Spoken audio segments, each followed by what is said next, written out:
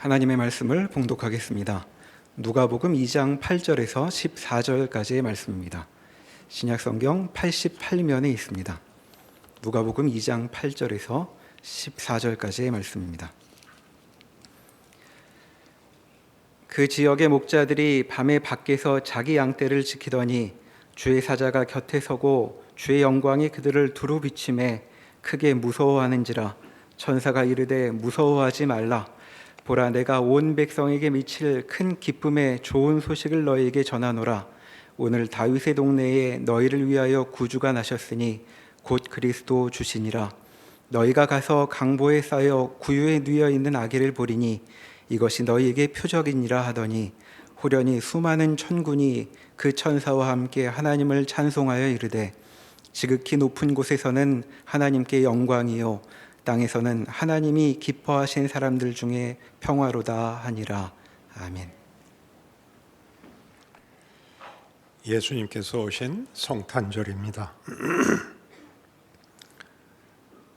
누가복음의 기록같이 들에서 양 치던 목자들이 양 틈에서 자고 있는데 천군 천사들이 나타나고 예수 그리스도의 오심을 저들에게 알리고 그 소식을 전한 후에 수많은 천군이 그 천사와 함께 하나님께 찬송하기를 지극히 높은 곳에서는 하나님께 영광이요 땅에서는 하나님이 기뻐하신 사람들 중에 평화로다 라고 외칩니다.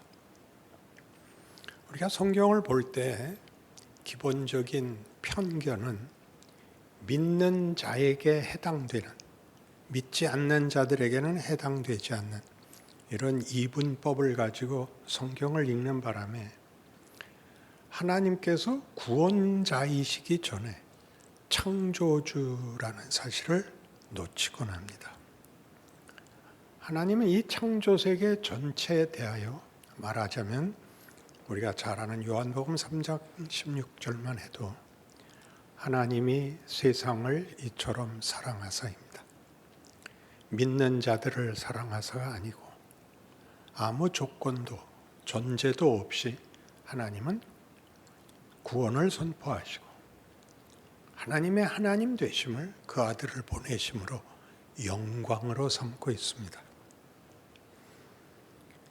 예수의 오심에 대한 즉 우리가 보통 표현하는 성육신의 의미가 뭐냐 하면 우리는 하나님이 우리를 구원하기 위하여 스스로 죄인의 몸을 입으시고 고난을 당하시고 죽기까지 치열하게 진심을 동원했다 이렇게 생각하고만 있는데 그건 좀 부족합니다. 하나님은 역사와 세계를 향하여 하나님의 하나님 되심을 한 번도 포기한 적이 없으며 그 성실하심과 그 지혜와 권능을 아무것도 방해할 수가 없습니다. 이것을 아는 것과 모르는 것은 굉장히 큰 것이죠. 알고 모르는 것을 알아야 하나님이 이 혜택을 주고 모르면 안 준다. 이렇게 나누어서 말하자면 가난하게 신자된 것을 자랑하지 마시고 아는 자의 부요함, 아는 자의 자랑이 무엇인가로 나와야 되는데 그 부분이 넌 모르지 에만 있지 나는 하나님이 누구신지 우리에게 무엇을 목적하시는지 어떻게 현실에 개입하시는지를 알고 있어. 그래서 힘을 내는 우리 말하는 식으로 믿음이 힘을 내는 그 부분이 실천적으로 부족합니다. 예수님은 왜 오시느냐 하면 우리 모두의 형편에 찾아오기로 합니다. 우리가 하나님을 버리고 떠난 자리에 도망간 자리에 하나님이 찾아오시는 것입니다. 예수님의 생애에서 특별히 십자가 순환에서 보는 바와 같이 우리들의 배신, 우리들의 조롱, 우리들의 살의 이 모든 자리에 오십니다. 성육신이란 그런 것입니다. 하나님의 하늘에서 구원을 선포하고 운명을 선포하고 그러고 마는 것이 아니라 하나님이 찾아 들어왔다. 어느 자리까지나 하나님이 함께 하신다. 임마누엘 그대로 말입니다. 그래서 이 문제에 대하여 성경이 제일 크게 반론을 먼저 제기합니다. 사탄이 예수님께 와서 시험을 하죠. 시장하실 텐데 이 돌들로 떡을 만드시죠. 그러자 예수님이 답하십니다. 인류에게 필요한 것은 먹고 마시는 것이 아니다. 하나님의 뜻이 최우선적인 것이고 전부다. 그래요? 그렇다면 하나님이 편을 든다는 걸 한번 증명해 보시지요. 여기서 성전에서 뛰어내리십시오. 하나님이 천사들을 보내어 받아주실 것입니다. 너 하나님을 그렇게 초월로 밀어버리지 마라. 현실과 실제 자리를 비울 수 없다. 세 번째 시험을 합니다. 내게 절해라. 온 세상을 주겠다. 이 세상은 네가 다스리고 지금 있지만 하나님의 뜻은 이 세상을 버려두고 분리되어 있지 않다. 하나님이 이 땅을 다스리고 있는데 네가 잠깐 사망이 왕노릇하는 죄가 만연한 세상에서 왕노릇하고 있는데 그것이 궁극적 권위나 자리가 아니다 라고 꾸짖어 보내십니다. 그러니까 예수님은 돌로 떡을 만들어 주시는 것을 위해서 온 것도 아니요, 성전에서 뛰어내려도 괜찮은 것을 보여주러 온 것도 아니요, 세상 질서에 항복해서 사는 것이 하나님의 목적도, 또한 그 일에 대하여 하나님이 외면하고 있는 것도 방관하고 있는 것도 아니라고 선언하는 셈이죠.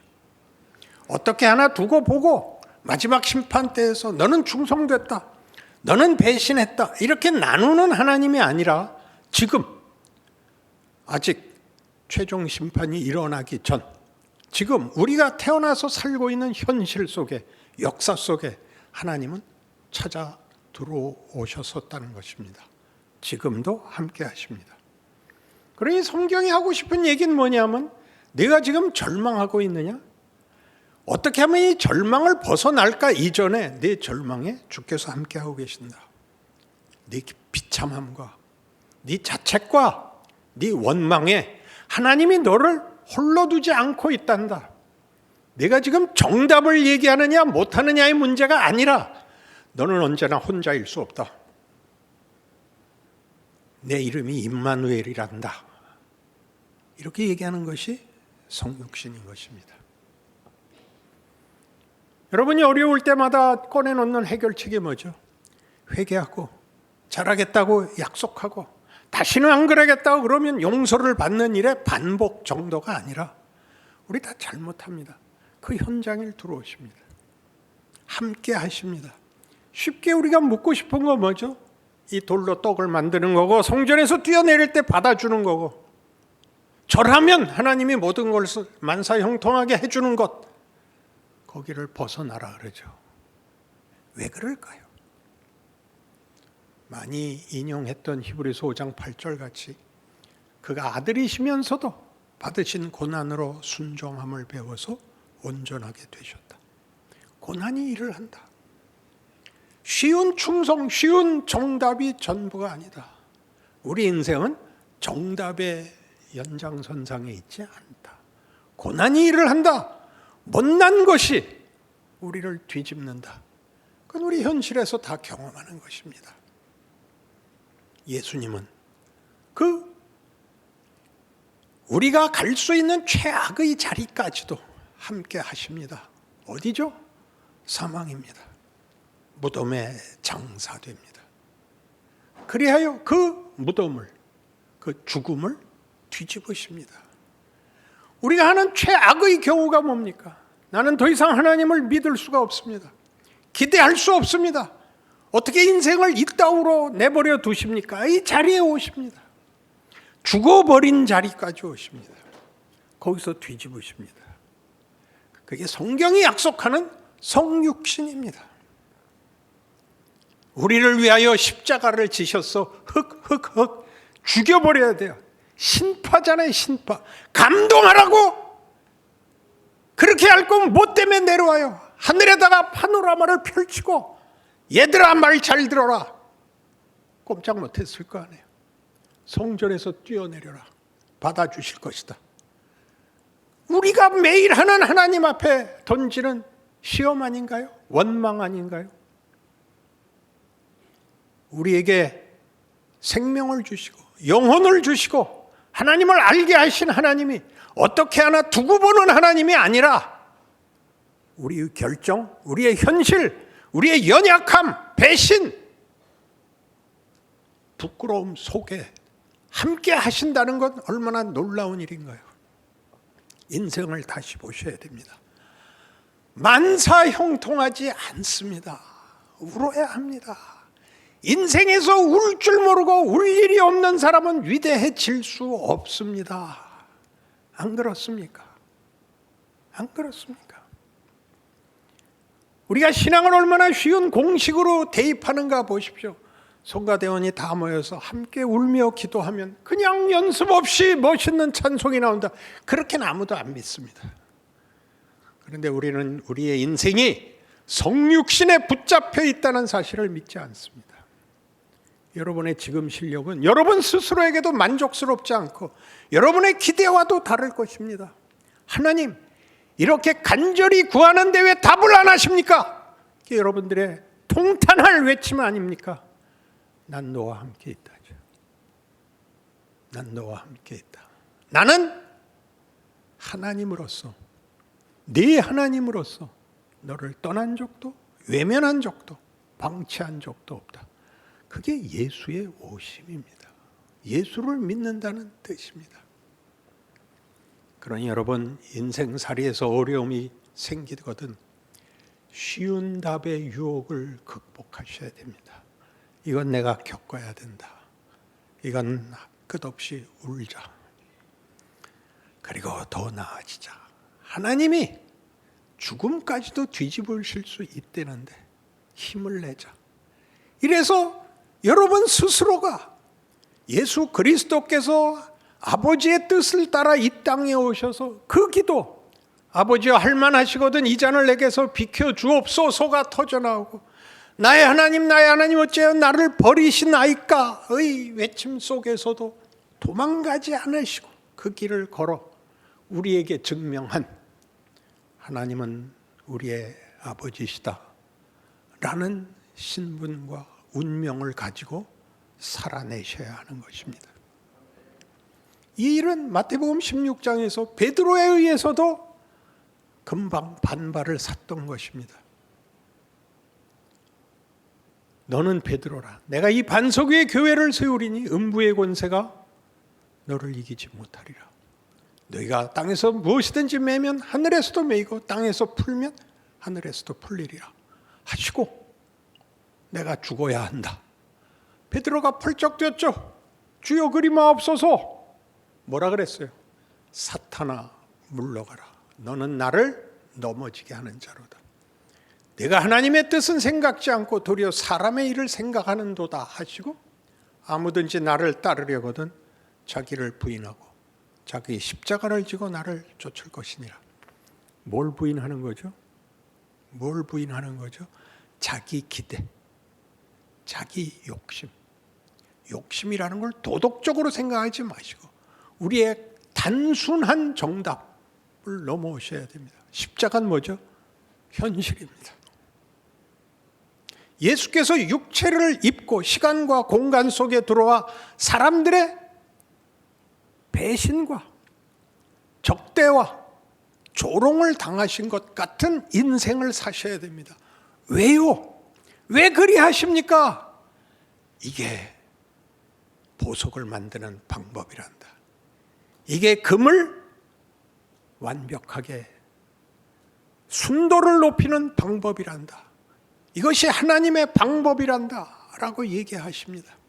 여러분, 이 사실을 알지 못하면 신앙생활을 할 수가 없습니다. 번듯한 얘기, 보란듯한 증거를 사람들에게 내보여서 여러분의 인생이 고민 없고 울 일 없는 인생이 되는 것 외에 바랄 게 없죠.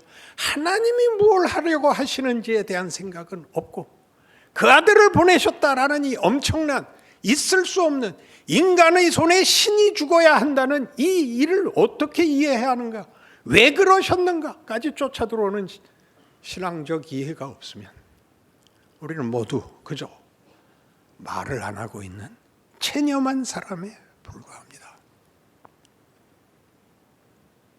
예수님께서 이렇게 우리를 격려하십니다. 아버지가 내 안에, 내가 아버지 안에 있는 것 같이. 우리입니다, 우리. 저들도 다 하나가 되어 우리 안에 있게 하사 아버지께서 나를 사랑하신 것과 저들을 사랑하신 것, 그리고 나를 보낸 것을 믿게 하옵소서.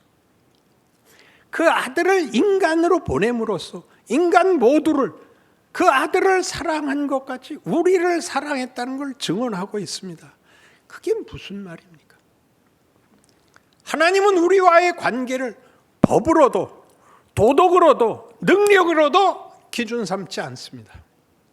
우리는 하나님의 자녀입니다. 하나님이 당신의 형상으로 만든 그의 모든 정성과 사랑과 권능을 다하여 만든 존재입니다. 우리가 도망갔습니다. 하나님 따라오신다는 것이죠. 나는 너희를 놓을 수 없다. 나는 너희를 버릴 수 없다. 너희가 정당하냐 정당치 않으냐는 나한텐 두 번째 문제다. 그게 뭐죠? 그게 사랑입니다. 하나님과 우리는 법이나 능력이나 도덕의 차원에서의 관계가 아니라 끊어질 수 없는 관계. 우리 세상적 이해를 위해서 혈연인 것입니다. 신이 우리를 위하여 피를 흘리십니다.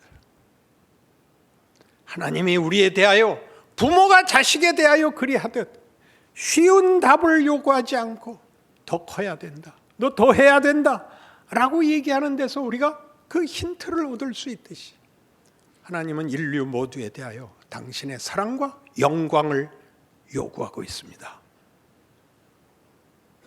자식이 칭찬받는 것이 부모의 자랑이듯이 하나님은 인류 모두를 향한 그의 창조와 구원과 사랑을 우리의 입술과 우리의 만족으로 증언케 하사 하나님은 비로소 영광을 증명하시겠다고 합니다.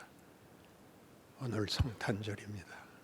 오늘 하루 선물 서로 나누고 끝나는 것이 아닙니다. 우리 인생 전체 소외된 것 같고 아무것도 아닌 것 같고 나만 억울한 것 같은 그 모든 자리에 하나님은 결단코 외면하시거나 떨어져 있지 않습니다. 그것이 예수님의 오심입니다. 여러분 모두의 삶이 오늘 이후에 하나님의 자녀라는 이름으로 사는 진정성과 만족감 속에 더 많은 찬송과 기쁨이 있기를 바랍니다. 기도하십시다. 하나님 아버지, 하나님은 도망간 우리를 사망의 자리까지 쫓아오셨습니다. 성부 하나님이 성자 하나님과 나뉠 수 없는 것 같이 성자 하나님이 우리를 붙들어 함께 죽고 함께 살리는 죽음의 자리까지 함께, 부활의 자리까지도 함께 하셨습니다. 우리를 하나님으로부터 분리할 수 있는 것은 없습니다. 사랑과 하나님의 모든 권능에 묶여있는 우리의 현실인 것을 기억함으로써 현실에서 오는 시험들, 위협들, 하나님 말고 편안한 답을 구하는 자리에서 하나님의 자녀라는 것이 가지는 진정한 내용으로 성숙되는, 그래서 감사와 기쁨이 있는 우리의 현실을 살아가게 하옵소서. 예수님 이름으로 기도합니다. 아멘.